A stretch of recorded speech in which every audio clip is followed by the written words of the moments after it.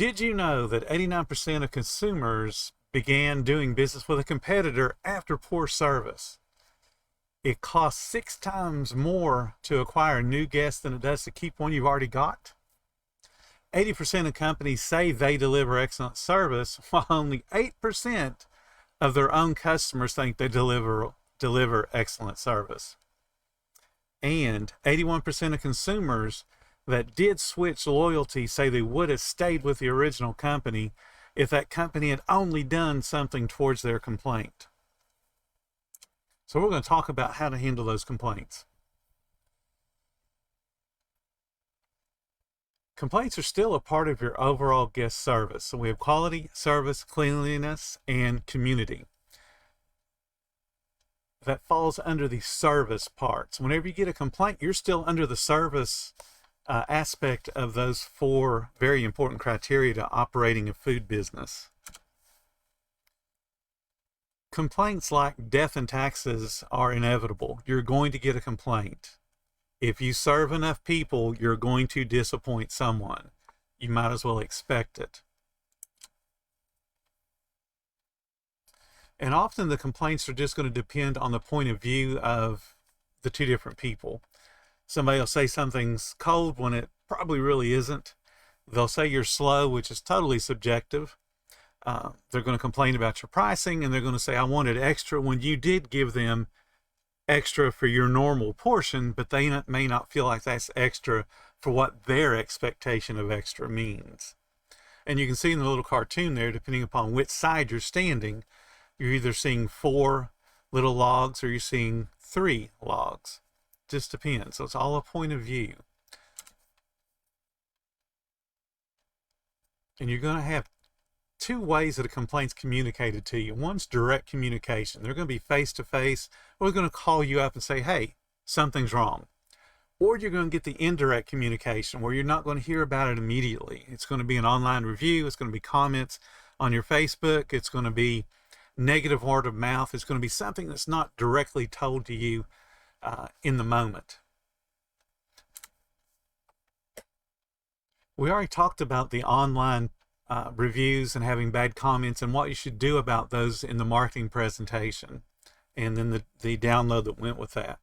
Today we're going to talk about face-to-face interactions. When you have somebody that is brought a sandwich back or brought an order back or is complaining in the moment and they're still upset. So the first thing you got to realize when you're dealing with the public and just complaints in general is don't take it personally. You put your heart and your soul into your business, and everything is so important to you. But don't get upset when somebody doesn't like what you've done. Just don't take it personally. That takes all the emotion out of it when you just realize that their point of view is different than yours. Do you remember this little card that's going to come up from the speed of service presentation? The guests come to us at their most grouchy point. They're hungry. Their body has said, hey, I'm hungry, feed me. So they're impatient, they're grouchy, they want their food now. And when we make a mistake, we have further delayed them from satisfying their hunger. So we've multiplied a problem. They're already hungry. And now we said, oh, look, we screwed up. You're not going to get fed as quickly as you wanted.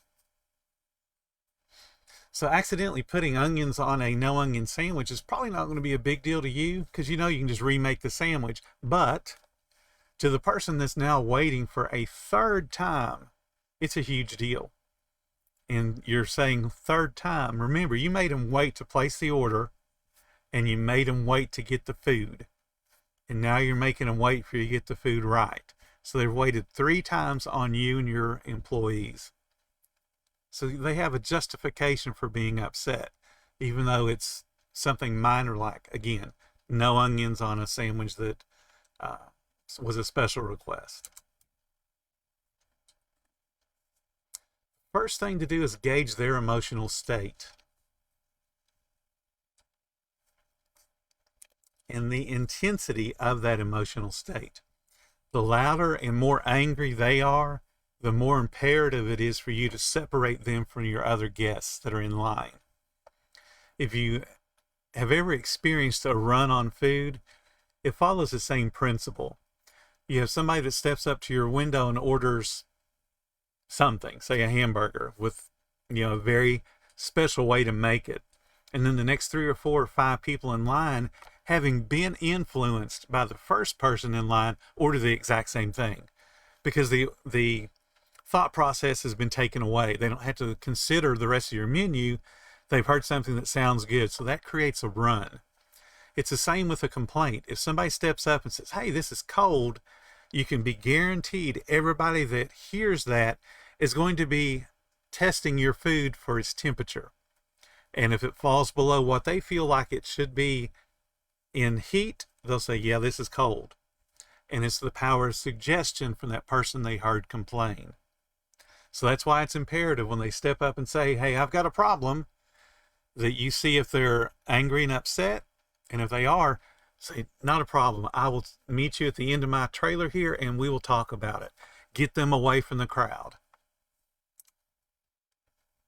On the other hand, if their complaint is, hey, you kind of messed this up. Can you remake this for me? And they're not upset. They're not being angry. They're not showing any kind of emotion other than, hey, can you fix this for me, please? Then you want to take that opportunity to show off how good you can handle somebody with a complaint. By saying, no problem, I'll take care of that right away. I'll put your order in and we'll get this taken care of. I'll make it myself so it's not incorrectly made. That's going to show all the other people behind you that, hey, this dude's on top of things and they're going to take care of me properly. So you've created a run now of good feelings because they're going to expect the orders to be right because you're on top of things. So when you do pull that person off to the side and get them away from the line, the first thing you want to do is introduce yourself as the owner of the business. Say, hi, my name is Bill and I'm the owner. And then you want to think in your mind these letters, LAST, which stands for listen, apologize, satisfy, and thank. And then you're going to do each of those steps. You're going to listen. And that means without interruption. That means without excuse. And if you're not sure what they're trying to get across to you, then ask clarifying questions. Say, let me understand what you're saying. And then repeat what they said and get them to verify, yeah, that's what they meant to say. You have to pay attention. They don't care that you're shorthanded. They don't care that your supplier's running late. They don't care. You open for business. Just the fact that you turned on your open sign is a promise that I'm going to give you high quality, fast speed of service. We're going to have a clean environment, and we're going to be committed to the community of our guests and the surrounding environment community. So quality service, cleanliness, and community. You committed to that when you turned on the open sign. And if you're not delivering those things, you deserve to have somebody question you on it. And you don't give excuses. You're going to apologize next. Once you understand their complaint, you're going to apologize for the inconvenience created and the time impact on that person. You want to empathize with their position. You're not going to say, I'm sorry. Think about those words. I'm sorry is a self-evaluation.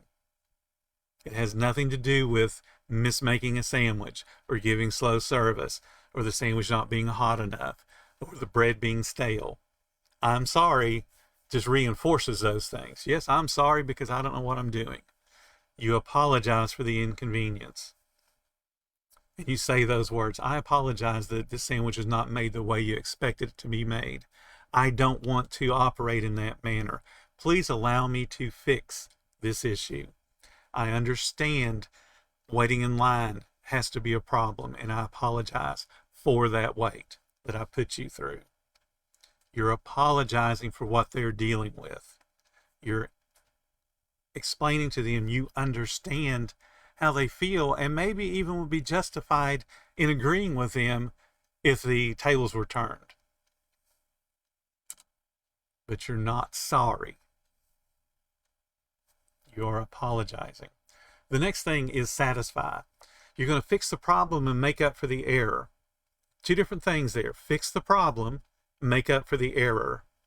You want to break their emotional state, because they're probably at this point, they've had to experience the mistake. They've had to explain the mistake maybe even 2 times. Once to a cashier who has to turn around and say, hey, boss man, please come, or boss lady, please come and fix this problem. So now they're explaining it again. So they've had to experience those bad emotions they associated with whatever the mistake was now 3 times. So you got to take them out of that emotional state, and you're going to make up for the error. That takes them out of that state, because they expect you to fix the problem. That's why they came to you and said, hey, this is messed up. Can you fix it? But you're going to make up for that error. How you make up for the error is based on how intensely upset they were to begin with. You may end up having to do something like make a refund. You may have to only just, hey, I'll buy you dessert today, or I'll give you a coupon for dessert in the future. Hey, I'll remake this and I'll give you an extra cup of sauce, or whatever it takes to make them happy that you are not only correcting the issue, but you're making up for it. You're making them whole. That's what lawsuits do. They try to make the person that's been wronged, make them whole in some way. You're going to offer a refund, and people say, that hurts profits, right? Nah, not really. Think about what you're doing. You're offering a refund. Let's say it's a $20 order. You've only got about $5 worth of food in that. So you're only hurting your business $5 worth. The other 15 is paying for other things, and that's also your profit. So again, when you do a refund, don't look at it as, oh man, I got to get refund this $13 hamburger. You're only refunding what it cost you, technically. You're giving them back $13, but it's only hurting your business the $1.50, $1.80, whatever the burger and all of its condiments cost. So don't think of it as you just lost $13. Just think of it as you lost $1 and whatever the condiments and the meat and bun all cost. And then the favorite, but overhead. Overhead is a retail word. It's not a food word. In a $20 refund, think of it this way. You're investing $15 of the complainer's money to invite them to come back. And that sounds more like marketing to me. You want to have a waste budget. So that dollar and something that you did actually have to remove from your inventory and you've actually lost, you're accounting for it. You're going to drop food. I guarantee you, if you're hustling, you're going to drop food.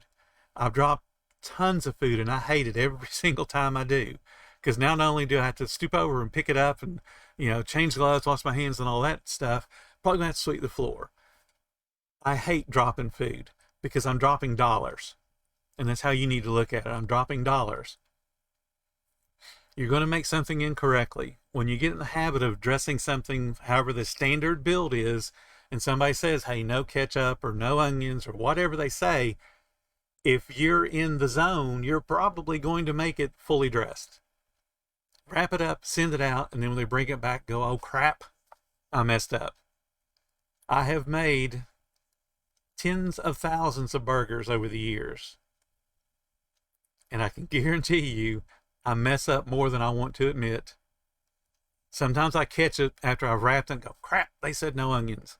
And then other times I don't catch it. I send it out and they come back and said, oh crap, you put onions on this. But you're going to make mistakes. So have a budget for those mistakes. You're going to have food expires. If you hold food and it has an expiration time of 15 minutes, 15 minutes you discard that food, you're accounting for it in your waste budget. And then, of course, potential refunds. You're going to have refunds. Just expect it. When you expect it and it doesn't happen, you're pleasantly surprised.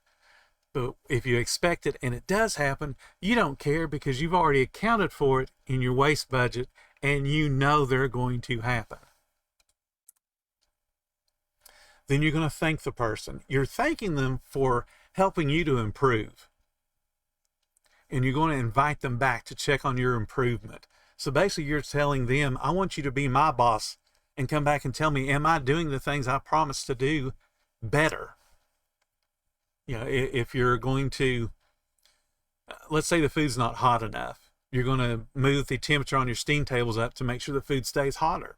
You're going to keep that promise. And then when they come back, they're able to check on you and say, hey, you know what? This sandwich is hotter. I appreciate your improvement. So you're going to thank them for helping you improve your business. And that's how you have to look at it. That's what they're saying silently to you when they bring the sandwich or the mistake or the error back to you. They are quietly saying, as they're yelling at you for doing something wrong, that, hey, I really like your business. Please get better at it so I'll want to come back tomorrow. That's what they're saying. They just may not say it in those nice terms. And now you're going to keep your promised action. You're going to remake the food. You're going to give them a dessert. You're going to hand them a coupon. You're going to do the refund. You're going to do whatever it is you promised them you would do. And you're going to do more than just remake the food. If the person's a little bit upset, then give them a dessert. If all they're worried about is, hey, I really don't like onions, give me a new sandwich, then just give them a new sandwich. Everything's cool. But if they're a little bit upset, tell you what, I'm going to remake that sandwich. I'm going to give you the dessert.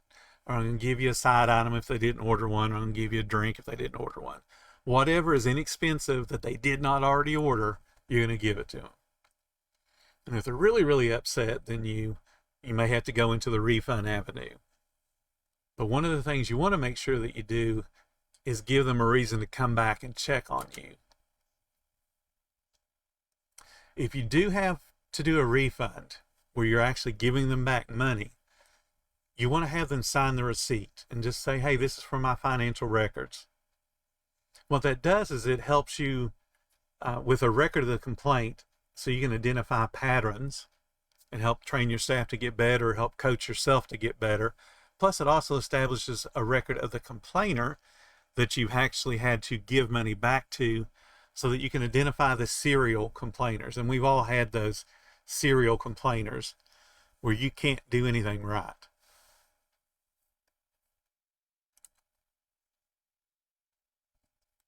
So now let's talk about guest recovery. You've had the person who's upset. How do you get them to come back?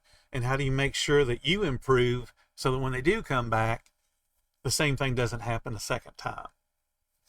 You want to record all the complaints and all the actions that are taken. The little form that you see, it's just a very simple form. We called it guest recovery. We would put a number of those on a single piece of paper and then just write down all the information. And again, you're going to use it to identify patterns. If you're looking through a bunch of these and you see that, say on the first of the month, like this example is, every first of the month you're having lots of complaints, you want to try to narrow it down. Why are we having so many complaints? Is it because we're having more people come in because of military paydays? Is it because of Social Security and disability and all those payments coming out on the first of the month? Am I getting more people that are more apt to complain?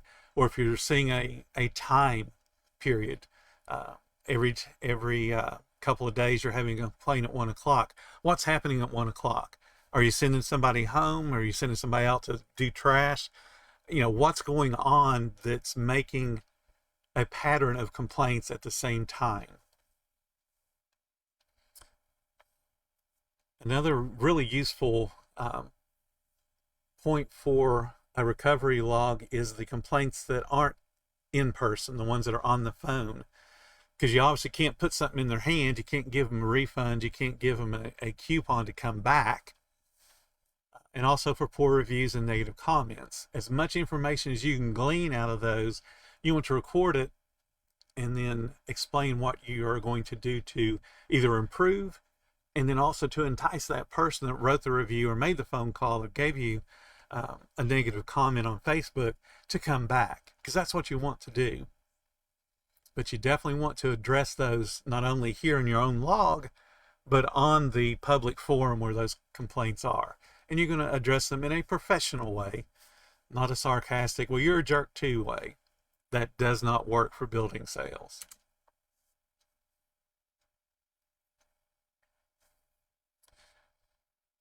Okay, the important elements are the date and time, obviously. It helps ID patterns, like I mentioned before.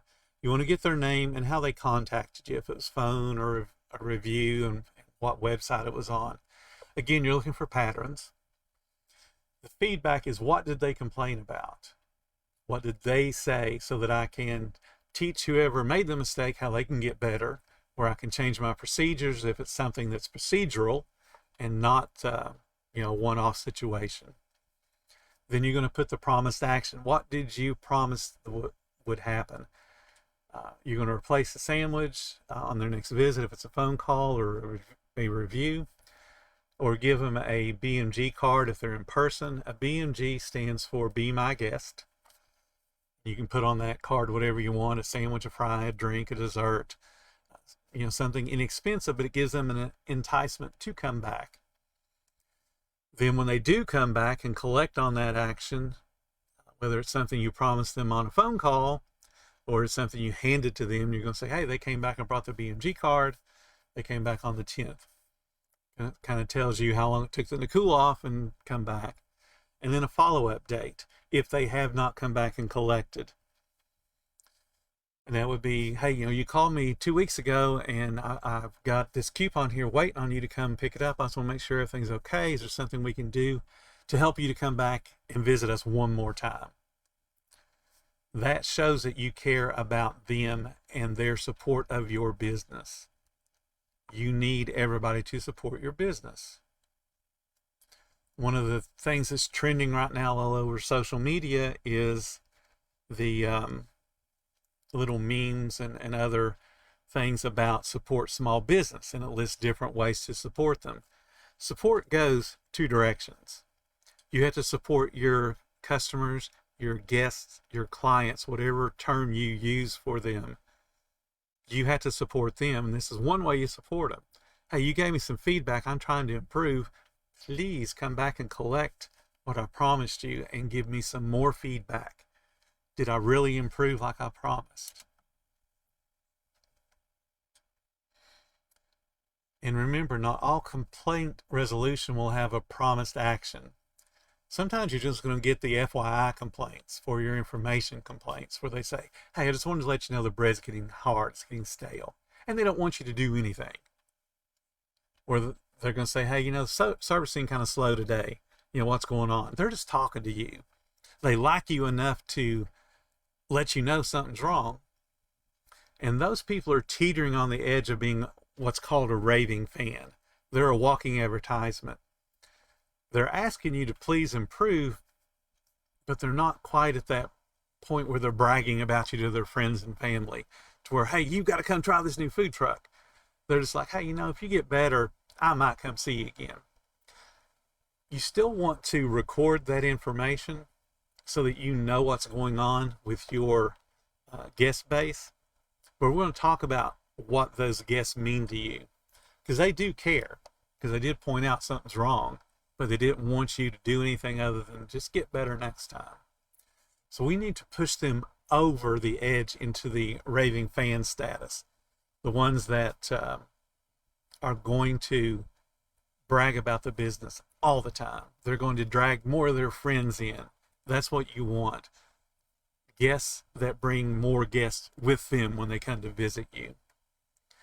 And if you're able to have a follow-up conversation with them when you see them the next time, say, how are things today? Is the bread better? Is the service faster? Is the food hot? Or whatever their minor complaint was, you're asking them, did we improve? I would like a grade from you. Did we get better? In any kind of rating system, whether it's reviews, comments, phone calls, surveys, anything that a company is going to ask people to rank us on, the companies focus on the middle of the road rankings. And you might be thinking, well, why? They reward the 5-star ratings for the person that created it, and they'll give them the little bonus or the pat on the back or whatever they do. That's to encourage the staff to keep asking people to give us reviews and give us surveys and fill out comment cards and that type of thing. The company, though, worries about the grouping in the middle, because 5-star ranking guests, ones that consistently say you guys are a 5 or whatever your top ranking is, they account for about 15% of your guest base, which is awesome. The best thing though is they're about a third of your sales. So 15% of your people account for 1/3 of your sales. That's pretty cool. But it's infinitely harder to get one more visit out of them. They're already coming as much as they probably can either afford or their time allows, or even their stomach, because they don't want to eat your food 7 days a week. So they're coming as much as they can. So giving them an enticement to come back more frequently, probably not going to happen. They're at their max right now, and they're bringing you new guests. So we can't focus on them as a company. We want to celebrate the employee that helps encourage a 5-star ranking, and give them whatever bonus or free meal or whatever you're going to do for them because they're mentioned in a 5-star rank. But you can't get that guest who gave the 5-star rank to come back more frequently than they already are. So the companies will work on the middle of the road, folks, the 2s and the 3s, because a 4 is pretty close to a 5. You're probably going to squeeze 1 review out of them, but a 2 or a 3, you might get 2 or 3 more visits per week out of them if you're able to make the improvements. They're the people that leave the kind of comments and reviews that are middle of the road, not exciting. You see them on Amazon all the time. The comment will be, as stated in the advertisement. Well, that doesn't help me a bit. If I want a new computer printer and you're just saying it works the way it's supposed to, that doesn't help me a bit. Or they say the shipping was great. I'm not worried about the shipping. I'm worried about the product. See, those people aren't excited about the product. They just typed in the little thing to get their points or whatever for having done a survey. They're not the raving fan. But that's the one you want to turn into the raving fan. That's the one the company and the advertisers will target, because you can get them to visit more frequently. So you want to encourage those people to visit again more frequently, assuming you fix their complaints. You want to move them into that 4 and 5-star ranking. Those are the people that are going to eat more money and then in turn spend more money with you. They're going to eat more frequently and spend more money.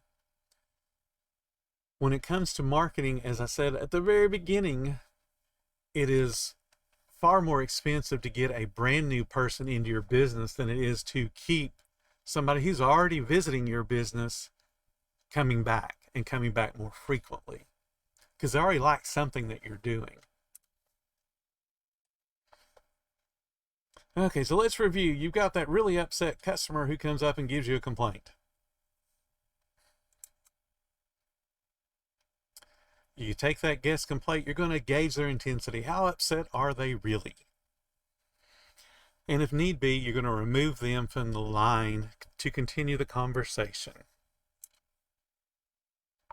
You want to remember last, which is listen, apologize, satisfy, and thank. You want to let the customer do as much of the talking as possible,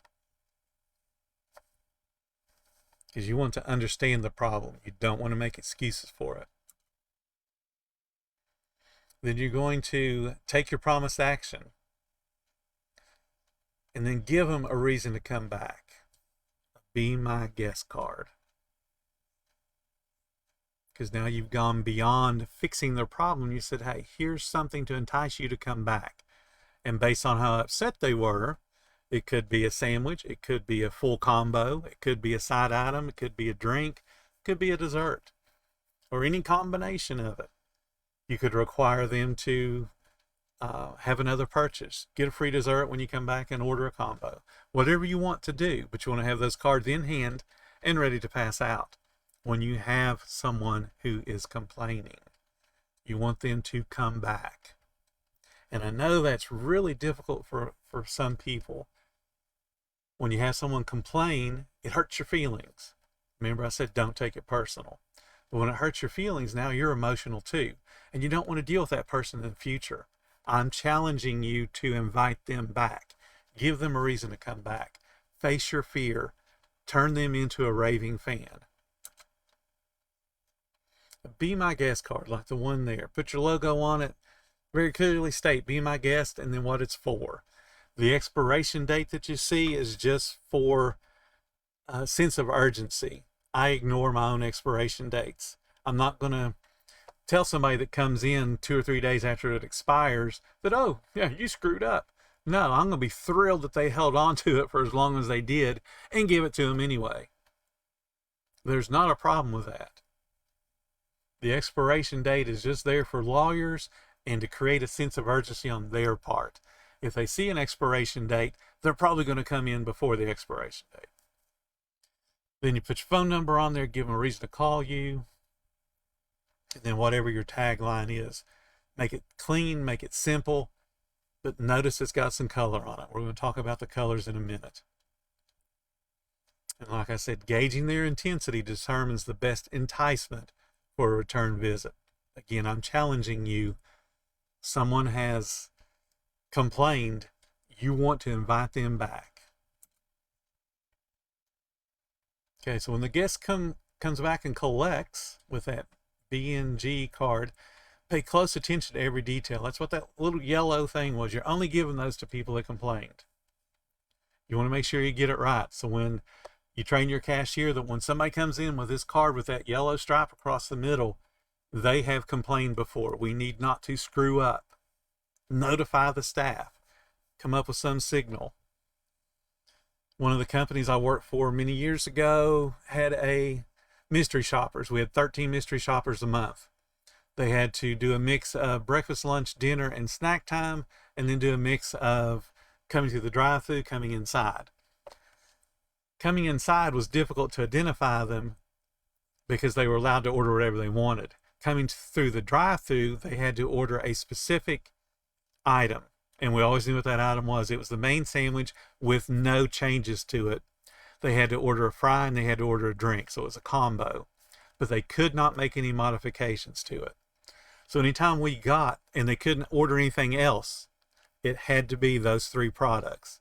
They couldn't have a friend with them and buy their lunch. They couldn't do anything. It had to be that one single order in that one car. So every time we got those, we would call that a meal on wheels. That would identify to the whole staff that that's a potential mystery shopper. So don't screw that order up, and make sure we hustle and get it out within the allotted speed of service recommendation that they are grading us on. So whatever you want to say to your staff, so it's obvious to the staff that somebody who complained is in line and is at the window placing an order, but without making it so obvious, hey, I've got a complainer here. But you do want to make sure you get it right. And then, since they've come back, you're going to give them one more reason to come back. You're going to give them what's called a bounce back coupon. They are standing there in front of you. You're making the change, or your cashier's making the change. You're going to put this coupon in their hand, which says, hey, please come visit me one more time. Now, a bounce back coupon is a little bit different. Still, it's called treat a friend. It's recommending that the person come back and buy a combo and they'll get one free. So they can now either bring a friend along with them, or they can take the food back to the office or back to work, or they can bring their wife or children or whatever. The point is you want them to come back, buy a full price meal, and then get one free they can give to somebody else. Or they can keep the free one, and the one they paid for goes to somebody else. Doesn't matter. The idea is that you've now got 2 people that have an opportunity to look at your business and have an opportunity for you to impress them, to make both of them want to come back. This kind of coupon encourages one more visit. And again, it rewards them by allowing them to treat somebody else. And hopefully they're introducing your business to somebody who's never eaten there before. And the same things apply. We've got a color code on there. It's a black band across there. It's got the expiration date. Again, I will ignore it. It creates a sense of urgency to get them back quicker. So that black band notifies the cashier that, hey, we've got somebody who's been in the chain of complaints. So we still need to handle this as a complaint guest.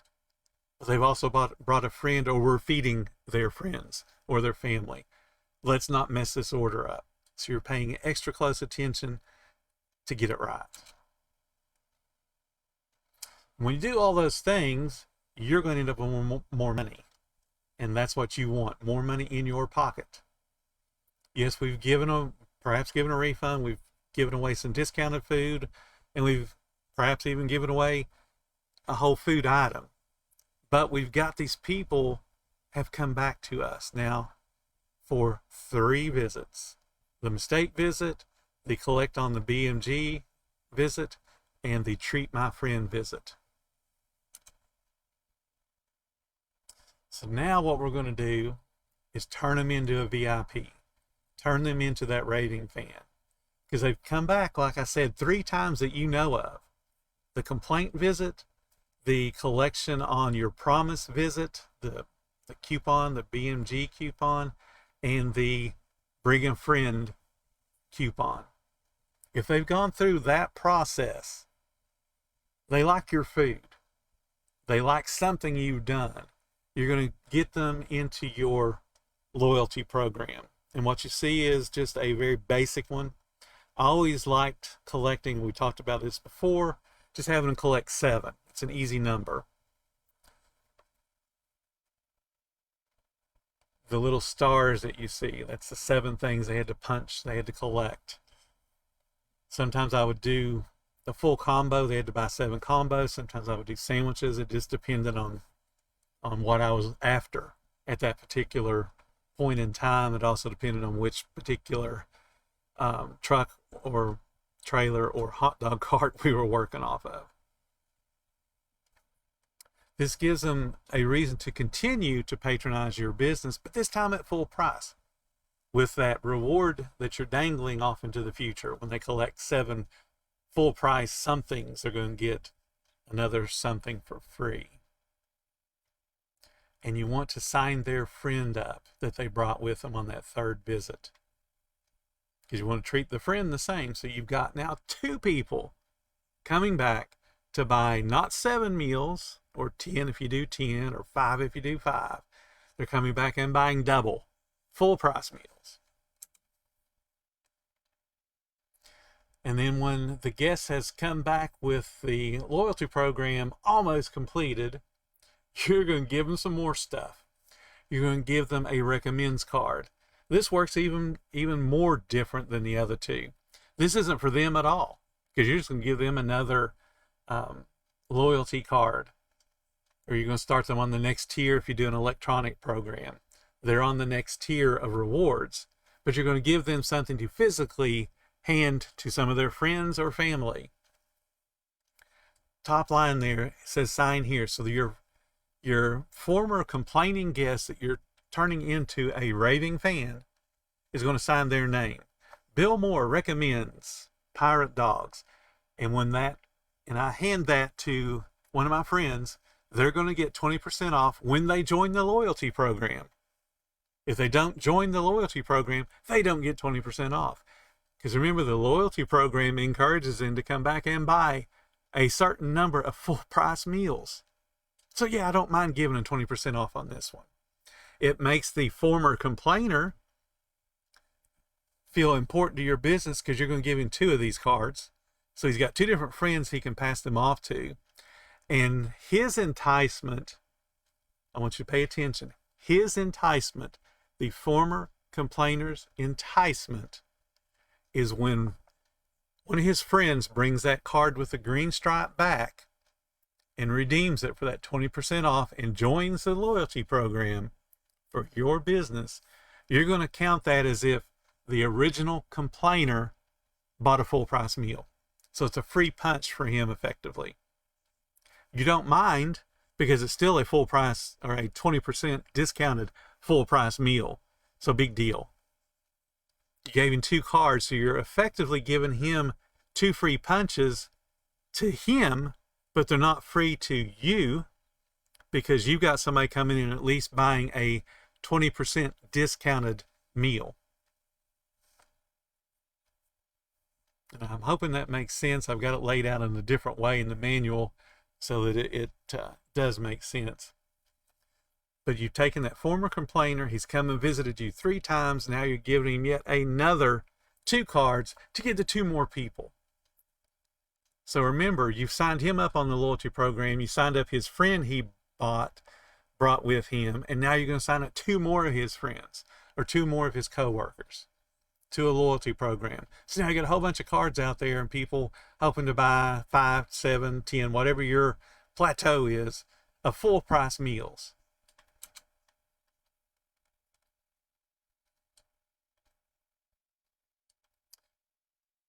And again, what I just mentioned, you're going to reward the guests that handed those out with a free punch on their own loyalty card. Yes, you've got to track that. Yes, you've got to pay attention to it. And yes, it takes a couple of minutes of your time. But is it worth it to now have, at this point, we just have 4 people. We have the original complainer, we have the friend he brought with him, and then we have the 2 friends that he's going to give these cards to. 4 people hopefully coming in very, very frequently to get their little stamps. And that reward, again, ensures that he will pass out the cards. So I don't mind giving him 2 free because I've got 14 potential meals that somebody else is going to be paying full price for. I'm excited by that. So what it looks like, you have the complainer who has gone through 3 steps. He's gone through the complaint step. He's gone through the be my guest step. He's gone through the step where you have him bring a friend, the treat a friend card. And then once he does that, you're giving these cards with the green stripe. So again, you know that this is someone that has branched off from a complainer. So you're able to track your coupons and the things, the discounts that you have going on. So he's gone through and collected all 7 meals. You're going to give him a new card so you can collect 7 more. You're going to give him the 2 cards for his friends so that you'll have 2 more people hopefully coming in based on his recommendation. Remember, he's a former complainer. Based on his recommendation to come to your business to do what? Buy another 7 meals or another 10. Once those people go through the same process and have collected on their 7 or 10, whatever your loyalty program is set up for, you're going to give them some coupons. So now they get a new card to start punches on, and they got 2 cards to give to their friends. Same deal. They're going to get a free punch when their friends redeem the card and join your program. And now you've got, off of the one complainer, all those people that are raving fans, potentially raving fans, as long as you don't disappoint them at some point along the way. And that's off the one complainer. That doesn't count the other friend that he brought on that second step, the treat a friend step. And you can see how that can grow and pyramid and pyramid and pyramid. And now you've created a network of very loyal people. If any of y'all are old enough to remember MCI, MCI was a telephone company that started not too long after AT&T was broken up. MCI had what they called Friends and Family Circle. If you called friends and family and they were on your circle and they too were an MCI client, you both got a discounted long distance rate. The idea was to drive more phone calls, which drives more revenue to the business, to MCI. But the only way you got the discount was if your friends and family also were part of MCI. That's what we're doing here. We're creating a big bunch of people that are recommending your business to their friends and creating a huge pyramid of raving fans. Because remember the slide where we talked about 15% of your guests are the raving fans. You want to move that number up. You want to move that number up. The more people you have that you would consider raving fans, the higher their sales are going to be. Because remember, 15% of your guest base is giving you 33% of your sales. So what happens if you move them up to, say, 25% of your guest base? That's going to be over 50% of your sales coming from 1/4 of your total guest count. That's pretty exciting. So that's how you take a complainer that we all hate. I hate getting complaints. My wife will tell you she's seen me handle some complaints really well, and she's seen me handle some complaints really poorly. But the idea is to get better every time you handle a complaint. Now they don't bother me. 20 years ago, yeah, I took everything personal. Even when I screwed up and it was obvious I screwed up, I took it personal. So I want to get you all past that. Turn the complainer into a raving fan. And turn that raving fan into a guest that generates more guests for you.